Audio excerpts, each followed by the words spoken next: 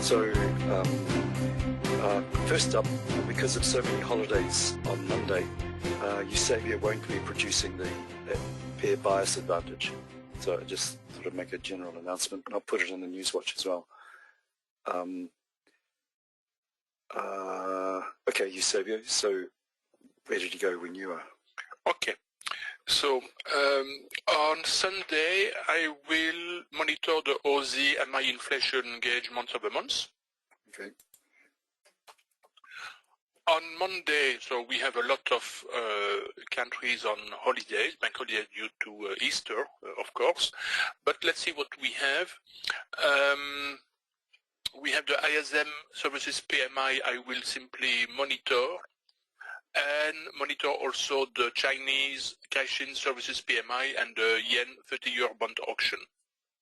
But I will not expect big activity on Monday, so personally I will not trade, and I will not make the analysis because I will have not a look to the market. Okay. On Tuesday we have a big one in red with the Aussie, the Reserve Bank of Australia rate statement and the cash rate. So it will be in red, so high impact. I've lost the menus again. At least I can see this much. High impact. Yeah. Okay. And then we will have the Kiwi GDT price index, all time frames. And that's it for Tuesday. Okay, scrolling. Yeah. Then on Wednesday it's again a poor week. We will have to monitor the Euro Spanish 10-year bond auction. Yep. Then we will have for all time frame the CAD trade balance and the USD trade balance. Yep. Then we have Evans speaking. Let's see what he has to say. Due to speak about economic outlook and monetary policy at an online event hosted by Prairie State College. That exists really? Oh, but not important at all. That's really important, Eusebio. Yeah, the general lecture may be interesting in terms of education, but not in terms of impact on the market, of course. Then we will have the US dollar crude oil inventories to monitor. Yep. Then we have Barkin talking. Barkin. The Fed. Okay. I was just trying to remember who Markdown was. Due to speak about the economy and monetary policy at an online hosted by the Global Interdependence Center. Oh, let's forget. Then we have to monitor the US dollar FOMC meeting minutes. Okay. And then we have the yen current account, so all time frames. Yep. And that's it for Wednesday. Okay. Ripping through them. On Thursday we have. Hey, Roger. And Mark. The pound construction PMI under H4. Then we will have to monitor the Euro French 10-year bond auction. Yep. Monitor the Euro ECB monetary policy meeting accounts. Yep. I will still monitor the US dollar unemployment claims. Yep. And then monitor the US dollar natural gas storage. And then we have Powell speaking due to participate in a panel discussion, so let's forget.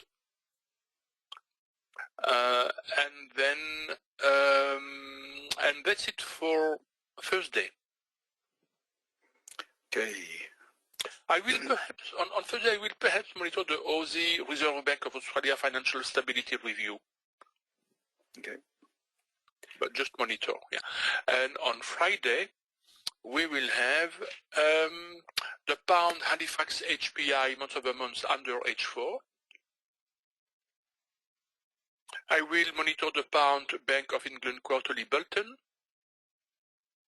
And then we have the equivalent of the non-farm payroll, but for the Canadian dollar, so the employment change and the unemployment rate, so all time frames. And that's it for Friday and for the week. Hello? Hello, Chris. Helps with the microphone on. Sorry, thanks. What I was saying was just for general information, and I know New Zealand and Australia are a bit strange, having sort of big borders and locking people up before they actually get into the countries. But we're coming out of the lockdowns with kind of roaring. There's less debt here in New Zealand than was expected. Unemployment is less than was expected, and things are really picking up quite well. The only thing that we're missing is the tourism. So, and it's looking like it could be a similar pattern around the world as well. So that's number one. Number two is something interesting that I heard was that China is still ploughing ahead hugely with, say, 3 to 5% better growth than the US in all reports, really, manufacturing, etc., per year for this year and forecast as well. So they're just going gangbusters. While the US has had recessions, China has not had a recession at all. So the new world power could be emerging side of things. So we could be watching like we're monitoring China at the moment, but we could be trading it sort of within a year or so, perhaps, maybe. Anyway, that's enough from Chris. Back on the top 10 list, this is them here. Out of the 28 we've got, just get rid of this. We've got, out of the 28 here, the top 10 are pretty much the same as last week. I've pulled down to EuroCAD here, Eusebio. You can stop with the Euro Pound, in fact. Okay, cool. So what we do now is the mix-up. Euro Pound, get rid of that. Okay, so these are the ones that I've put up on the website as if you're not having much of a response from these ones, which probably aren't, because movements have been really small last week and probably this week, you might want to have a look at these, but these are even smaller movers. But let's match up the top 10 pairs with the news for each day and see if we can come up with daily top pairs. So for Sunday we've got nothing, and on Monday we have nothing. So, and anyway, nothing, no proposition for Monday. Oh, no trading. Too many countries are on holidays, and so Okay. the level of activity will be very, very low. Now, when I say low volume of activity, we may still see ample movements, but with low volume, and so they can provide bad order executions if some countries are opened, and the reversal can be very fast. So personally, I will not trade on Monday. Okay. And it's a good opportunity to eat a lot of chocolate. So if you're allowed out, go and get it. Trading not recommended. not recommend. Yeah. Okay. So Eusebio's a bit grumpy because he's locked up again. Yeah, for minimum 4 weeks. Okay. How do I do this? Comment. Man, memory is just going out the window. Alignment. Merge. Wrap. Okay. Okay, I'll sort it out on the web page. So for Tuesday, we've got nothing left over from Monday. And Yep. on Tuesday, we've got Aussie. The Aussie, so here, and here, okay. And the Kiwi. And the Kiwi, so Kiwi, and Kiwi. Okay, so we will have the pound Kiwi or pound Aussie. Yep. Then the Euro Kiwi or Euro Aussie. Bound to have something like that. Yep. And then we will have the Aussie US dollar or the Kiwi US dollar? Aussie US dollar or Kiwi US dollar? Okay. Nope.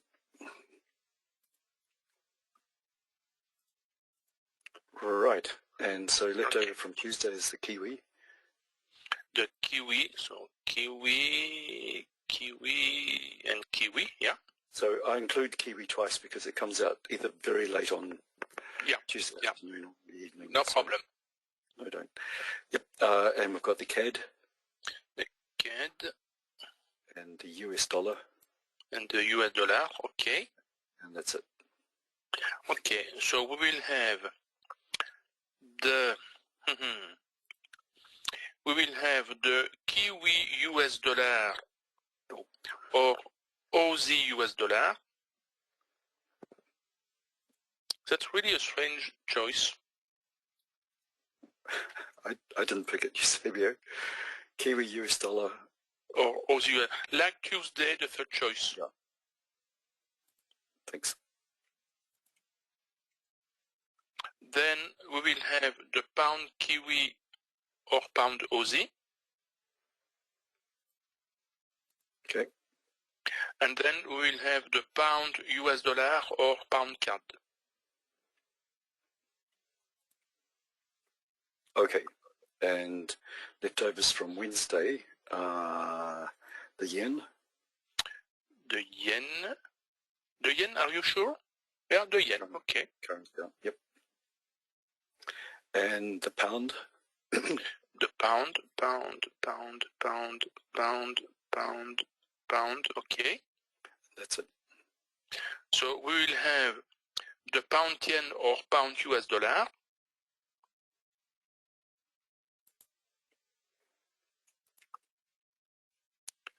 Pound yen or pound US dollar.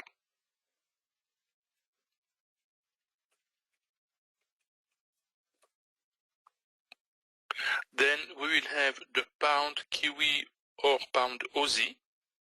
Yep. And then we will have the pound Swiss or pound CAD.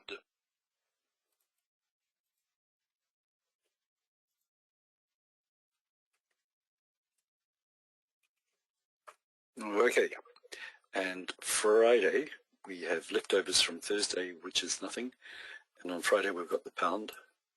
The pound, yeah.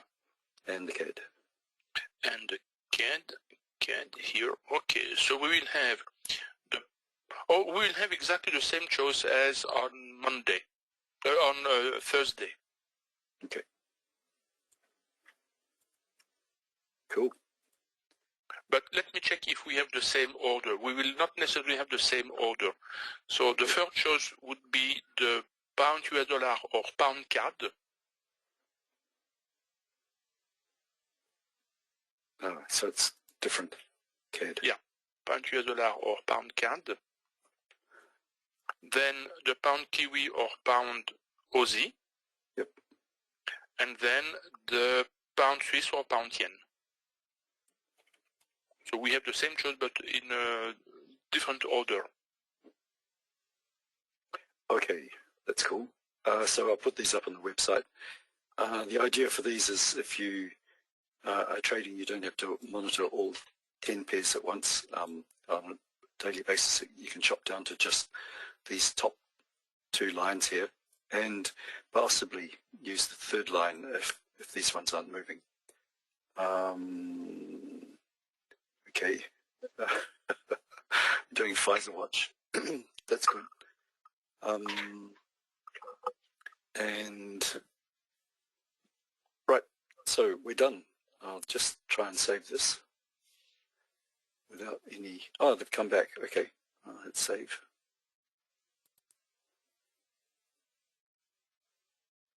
Still saving.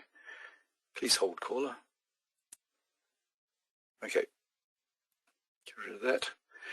Okay, what else do we need? That's about it. So still got kind of low numbers in the room.